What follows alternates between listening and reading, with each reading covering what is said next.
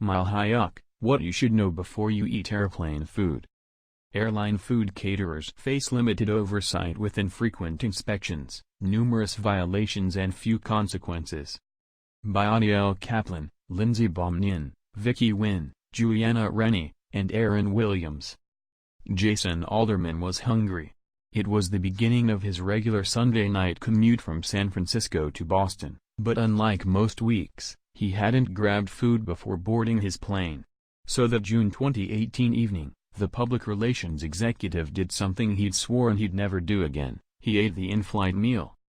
Sitting in business class, he ordered the duck ravioli after he says the flight attendant assured him it was very good. But a few hours later, Alderman knew something was wrong. About 3/4 of the way through the flight, I started feeling really bad.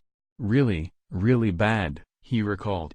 If you've never had food poisoning before, it's like going 10 rounds with Muhammad Ali.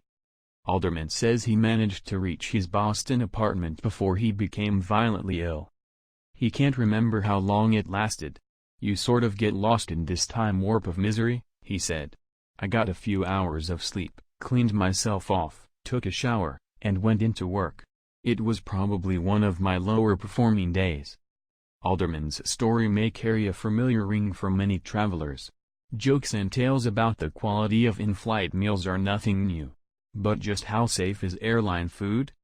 An NBC News investigation of airline catering found an industry with limited oversight where outbreaks are difficult to track. Food safety for airline caterers and airlines is regulated by the Federal Food and Drug Administration, which requires inspections of this industry far less frequently than it recommends local health agencies inspect restaurants. When airline food inspections do occur, they can reveal serious safety violations, as many as 22 in a single inspection, but rarely lead to penalties. Under the FDA's rules, the agency only has to inspect airline caterers every 3 to 5 years. FDA rules for airlines are even looser than for caterers. Planes receive random FDA inspections when time and opportunity allow, according to an agency manual. In contrast, the FDA's Food Code, which guides the food safety rules adopted by state and local governments, recommends that local authorities inspect food establishments every 6 months, with exceptions for low-risk facilities.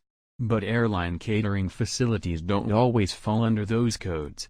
The FDA considers them different from restaurants because caterers do not sell food directly to consumers, instead contracting with airlines that do.